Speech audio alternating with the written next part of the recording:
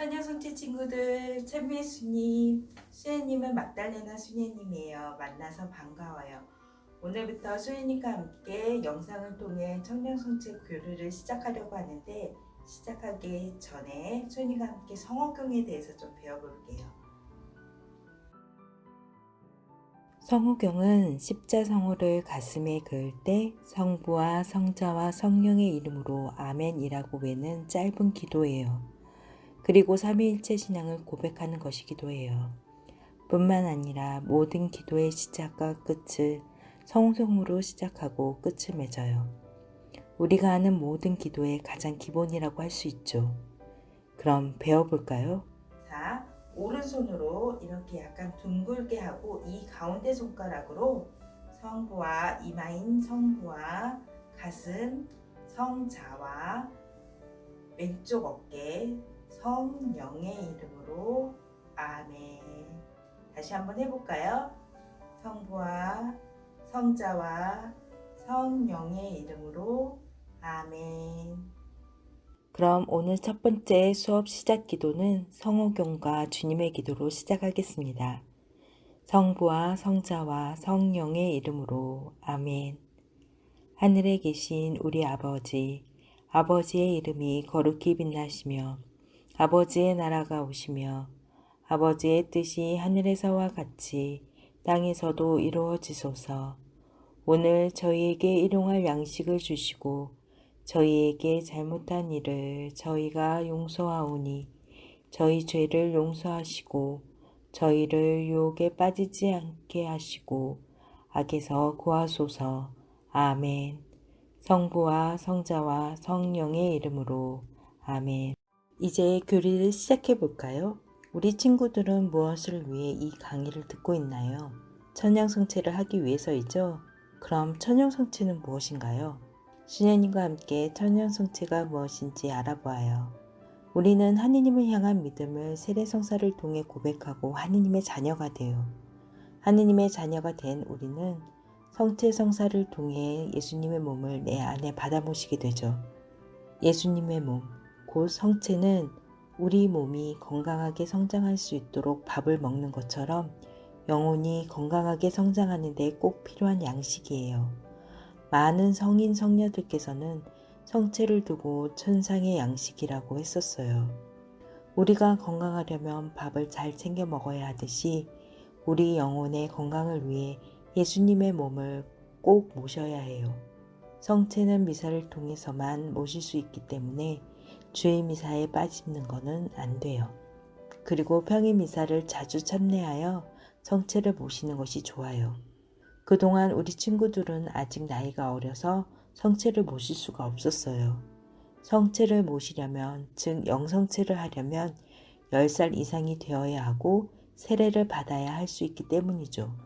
이제 10살 이상이 된 우리 친구들은 드디어 영성체를 할 수 있게 되었어요.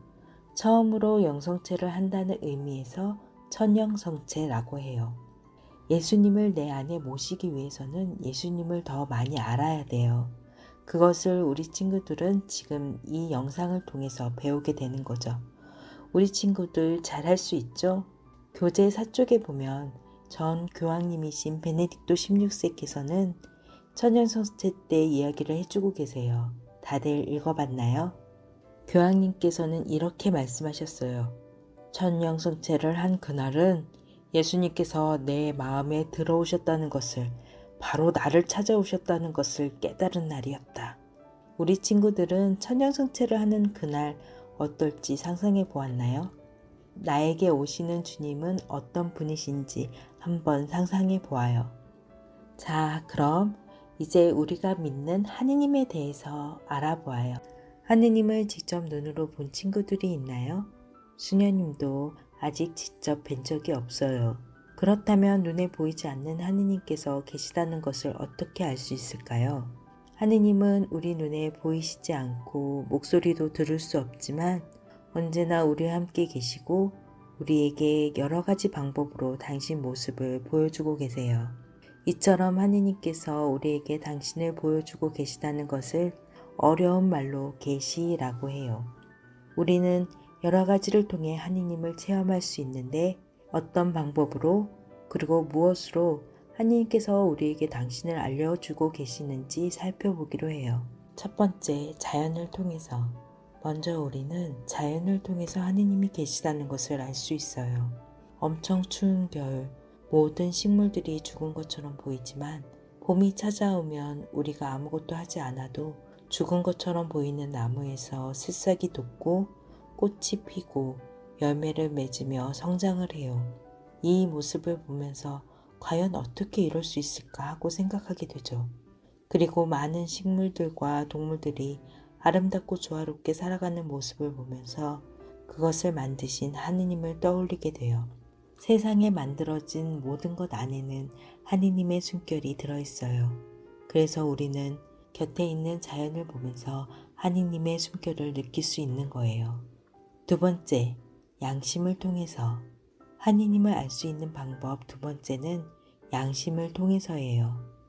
누가 가르쳐 주지 않았지만 좋은 일을 했을 때 왠지 마음이 뿌듯해지고 기분이 좋아져요. 하지만 나쁜 일을 했을 때는 부끄럽고 불안하고 기분이 좋지 않아요.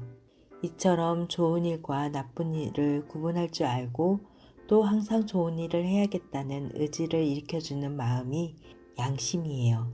이렇게 우리 마음 안에 양심이라는 목소리를 심어주신 분이 바로 하느님이세요.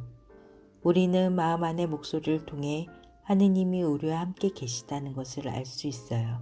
언제나 선한 것으로 이끌어주시는 하느님을 느낄 수 있는 거죠. 마지막으로 우리 친구들이 하느님을 알 수 있는 방법은 바로 성경을 통해서예요. 성경은 거룩한 책이라고 하며 하느님의 말씀과 하느님께서 하신 일을 적어 놓은 책이에요. 성경에는 구약 성경과 신약 성경이 있는데 하느님께서는 우리에게 당신 모습을 직접 보여주시지 않았지만 그 대신 어떻게 이 세상을 창조하셨고 또 하느님이 우리를 얼마나 사랑하시는지 또 그런 하느님을 믿는 사람으로서 우리가 어떻게 살아가야 하는지 이 성경을 통해서 알려주고 계세요. 성경은 사람의 손으로 쓰인 책이지만 하느님께서 그 사람 마음을 움직이셔서 당신에 대한 신앙을 바탕으로 쓰게 하신 책이에요. 따라서 성경의 원래 저자는 하느님이시라고 할 수 있어요. 이렇게 우리 주변에는 하느님을 느낄 수 있는 게 많아요. 지금 우리 친구들 옆에 하느님이 함께하고 계세요. 가끔 수연님은 하느님이 어떻게 생겼을까 하고 상상해 본 적이 많아요. 여러분은 하느님의 모습을 상상해 본 적이 있나요? 어떤 모습일 것 같아요? 혹시 이런 모습? 이런 모습? 자, 수녀님이 이제 숙제 하나를 내줄게요. 여러분이 생각하는 하느님, 여러분이 사랑하는 하느님의 모습을 그려보세요. 어떤 모습이든 상관이 없어요. 나를 사랑하시는 하느님, 내가 사랑하는 하느님의 모습을 정성껏 그려서 다음 평일미사 올 때 가져와서 선생님께 제출해 주세요. 이것이 오늘의 숙제입니다. 오늘 교리 어땠나요? 어렵지만 하느님을 조금 알아가는 시간이었길 기도해요. 다음 시간에는 성경에 대해서 한번 알아보려고 해요. 그래서 준비물로 성경책을 옆에 두고 수업을 들었으면 좋겠어요. 자, 그럼 마친 기도로 영광송을 함께 할게요. 기도의 시작은 무엇이라고 했죠? 성부와 성자와 성령의 이름으로 아멘. 영광이 성부와 성자와 성령께 처음과 같이 이제와 항상 영원히 아멘. 성부와 성자와 성령의 이름으로 아멘. 천연성취 친구들 미사 때 만나요.